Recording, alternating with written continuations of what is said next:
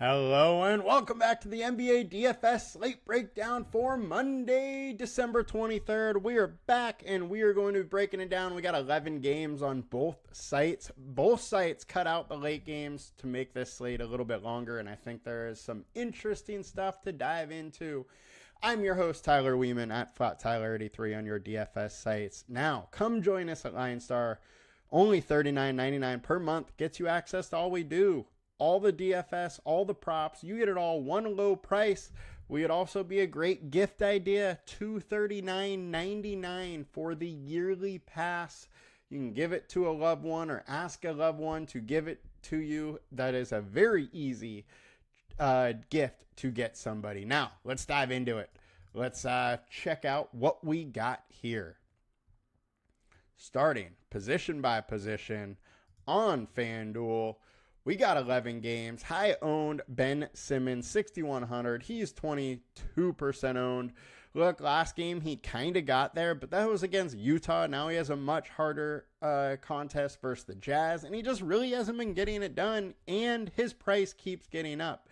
Does he have a little bit of a ceiling? Yes. Can he get there? Yes. Is it likely? No. I don't think that it's very likely we see a ceiling outcome out of him today. And at 6,100, I tend to want to fade this chalk a little bit and get to somebody else that has a little more ceiling. I don't mind a little bit of Ben Simmons, but I'm going to be well under this 22% owned. Now, we got SGA, 19% owned. He is 11K.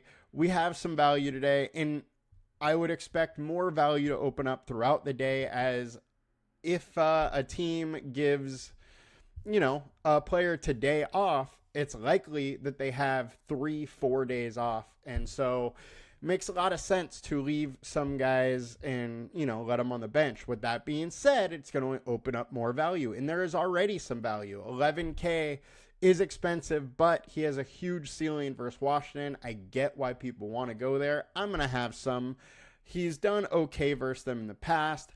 Minutes could be down a little bit if it really gets into a blowout situation. But hey, if it's in a blowout situation, there's a good chance that SGA has 30-plus real points and is putting together a fine game. Next, we got Colin Sexton, 5,700, 15% owned. I love me some Sexton. He gets a huge bump up without Keaton George and John Collins, both of which are doubtful today. He's had a game the last two. I don't mind going back. However, I gotta say that this is a very tough matchup versus the Cavs. Cavs are pretty solid versus point guard, so I don't like it as much as I have the last couple days, and I might pivot to a little bit more Jordan Clarkson coming off the bench, who has a slightly better matchup and huge upside for a little lower price. He also does get a bump up. His minutes have been solid without George there. He played 31 last game, and without John Collins, he may be asked to score a little bit more. So I'm interested in pivoting to Clarkson there. Also, love me some James Harden. I know I'm a broken record here. I've been on him all season long, but hey, it's been a profitable choice, and I'm fine to go back, even though Memphis is number 1 versus point guard. I am interested in some Harden. We have Zubac being questionable. All the usage is either going to him or Powell. I think both are interesting. I'm going to have some Clippers tonight, and he is my favorite one. Speaking of Clippers, Chris Dunn is just a little too cheap. The guy is playing minutes. He's averaging 27.6 over the last week. I think that continues tonight.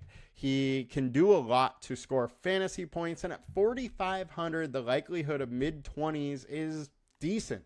My only issue with him is going 30-plus is unlikely in this spot. Can it happen? Yes, but it is unlikely.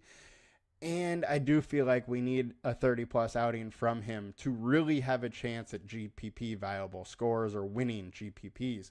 Darius Garland, 7,100. He's in a very, very good spot versus Utah. Utah's been rough versus point guards. They just given up the points. They're allowing 22 points, real points per game, 7 assists per game. They're 30th overall, allowing 42.56 to the starting point guard. 42.56 fantasy points per game. At 7,100, Garland is an above average point guard and in an extremely good spot. I like the chances for Garland to show up here in this spot. We already covered Clarkson, and we'll move it on over to DraftKings to check out what we got over here as the high owned. All right. Ryan Rollins, glad he's popping up as he should. Look, this guy is going to be mega chalk everywhere. In making some lineups with the news that Giannis out and Lillard out, he is going to pop for mega chalk. He played 31 minutes last game. His second start of the season, he had 22 minutes. In his first start, 22 points. In his first start, he had 34 points in 22 minutes. The guy can score fantasy points in a lot of different ways. We don't have a huge sample size of him, but so far, he has been a pretty solid fantasy per minute guy, and I'm willing to have a ton of him tonight in this spot if he's getting 30-plus minutes. Anthony Edwards, 8,700, I'm fine taking a little bit of Ant. It's in a great spot versus the Hawks. My only thing is he's really not doing much in ancillary stats. He is just scoring dependent for me to really love him, but I'm going to get some Ant for sure. Just not going to go overboard. And we covered SGA already, but 10.1K is too cheap for him. Let's move it on to shooting guard. We got Ryan Rollins. He is not point guard eligible on FanDuel. I'm going to have a ton at shooting guard of Ryan Rollins. I was looking at my lines earlier, and I easily may end up having 70-80% unless a bunch more chalk starts coming out. But the way that I would be projecting him is just way too high in this situation as a starter. The consensus has him at 31. We will come up in our projection of him throughout the day, and I would expect this ownership to be way higher. He makes a ton of sense. Gary Trent Jr. does pick up a nice little chunk of usage without Lillard, without Giannis. He goes up to like 0.85 fantasy points per minute, and at 4,100 he makes a ton of sense. Ant, we covered a little bit already. Chris Middleton, 5,900. He only played 24 minutes. I don't really think they're going to give him too much more minutes. This was a game that was close into the fourth. You know, maybe he can pick up a couple extra minutes, but they're going to be very, very, very cautious with Chris Middleton. I don't see a huge increase to his minutes at 5,900 and being a little bit higher owned, 25% owned. I have a hard time really wanting to get to a bunch of him. Fine with a little. I'm not going hard on him. Now pivot area, Norman Powell, 7,200. Dude has had a huge ceiling, and I don't mind to keep it rolling here versus the Memphis Grizzlies. He's shooting the ball just a ton. 16, 19, 22 shot attempts. If that shot's falling, he's got a chance. 7,200 isn't too much for him, but it is starting to get up there a little bit. And then we talked about Clarkson and that pivot already, so we will move it to DraftKings to check out shooting guard Chris Middleton, Gary Trent Jr., Anthony Edwards, Colin Sexton, the high-owned here. We talked about them all, so let's just keep it moving over to small forward on FanDuel. We got Gary Trent Jr. here. 4,100, we covered him. Anthony Edwards, we covered. Chris Middleton, we covered.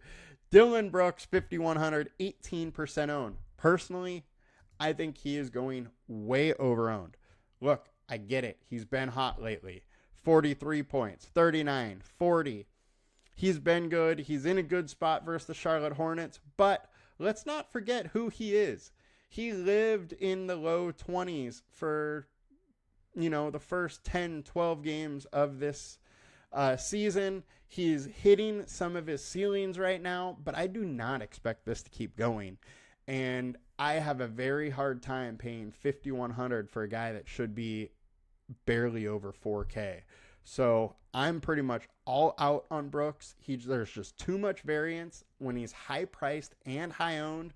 Nah, I'm good.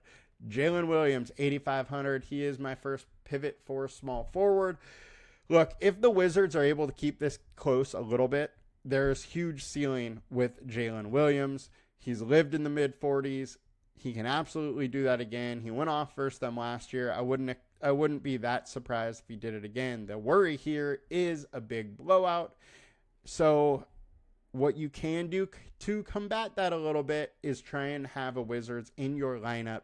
If the Wizards keep up in this game, OKC is pretty interesting. And hey, he could score a ton of points in 3 quarters and not even need the 4th. Next, we got Norman Powell. Talked about him. OG Anunoby versus the Toronto Raptors. OG has big time ceiling, but huge variance. He can hit 50. He can hit 15.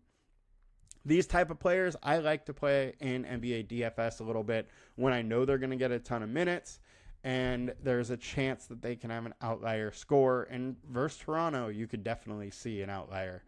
So do not mind going there whatsoever. Now small forward on DraftKings: Middleton, Trent, Powell, Jaden McDaniels. At 4,500, Jaden makes a ton of sense versus the Hawks, who turn the ball over. They play at a fast speed, huge pace up spot, 6.9 pace differential is just giant. 4,500, and he's been playing well, is a little more interesting to me than a Dylan Brooks at 5,100 with like the same type of kind of outlook. So give me some McDaniels. I'm fine with it. And let's move it on to power forward on FanDuel. Bobby Portis Jr., no Lillard, no Giannis. He's almost a lock button play. The only issue is that he's up to 7,100. He put up 68 in a start last game. When he gets starts, he has huge ceilings. So it makes all the sense in the world to want to play him. I'm going to play him. A chance for 40 plus fantasy points is very, very likely. And we have upside of, 50, 60. So I'm fine playing some chalk there. Ben Simmons we covered. That's a no. Jalen Williams we covered. Julius Randle 7K at 16%. He has that huge pace bump that McDaniels have. He's been playing a little bit better. I don't mind having some Julius at 7K. He does have a 50-point ceiling, has lived in the mid-30s, has hit low 40s plenty of times. I'm interested in a Julius that's in a just absolute great spot. Atlanta, 30th overall versus starting point power forward. And OG, we talked about. We will move it on to power forward on DraftKings. Bobby Portis, going to be high owned here too, as he should. Naz Reid, 4,400, 23% owned. He's getting some run, his normal thing. It's going to play, 22, 24 minutes. There's high upside if he gets extra run. And it's against the Hawks, so pace up spot. My issue here is if the Timberwolves are able to blow out the Hawks, which they're only 4-point favorites right now. If they're able to blow out, then the Naz loses some minutes. If it stays close, Naz usually plays his minutes, and honestly, Rudy Gobert has been absolutely terrible. They might as well play a little more Naz than Rudy, in my opinion, but who knows what they actually end up doing. Lauri Markkanen at 6,700 is popping up too, and I absolutely love Lauri in this spot. He has a big boost up in scoring without John Collins and Keaton George. He also has a little boost in rebounds. And if he slides to the power forward spot today without Collins, then he starts to look way better from a matchup perspective. So Lauri Markkanen is pretty interesting. Getting over to center, Bobby Portis, we got Naz Reid and Brook Lopez. So Brook Lopez, I want to talk about just because how high owned Bobby Portis is going to be. Brook Lopez does get a big boost without Lillard and Giannis. His minutes are more secure, and he just has more usage in general. He has that ability to go 40, 50, 60 fantasy points if he gets it rolling, and these are the type of games that he can absolutely do it in a good spot versus the Bulls, who are 29th for center, allowing a lot of rebounds, allowing a lot of points. I'm interested in some Brook Lopez in this spot when I know his usage is going to be high. He's also a little lower owned, so there's some leverage off Bobby Portis. And then pivot times, he's 9.8K. I've been talking about him all season since he was in his mid-7s, but I'm still going back. The chance of 60 points is too high when he's in a great spot. There's no Jacob Podol on the other side. Who the heck is going to cover Cat this game on the Toronto Raptors with Portis out? I just don't think they have anybody good enough or big enough to really deal with Cat in this game. So give me some Karl Anthony Towns. I expect big things out of him tonight. And let's move it to DraftKings on center. Bobby Portis, Naz Reid, Brook Lopez. It's the same cast and crew. And that'll do it for us today, guys. I hope you guys have a great day. Have a Merry Christmas. We will be back after Christmas. I do have tomorrow off, so no more content dropping tomorrow. But you guys have a good one. See you soon. Good luck. Merry Christmas. Let's make some money. Peace.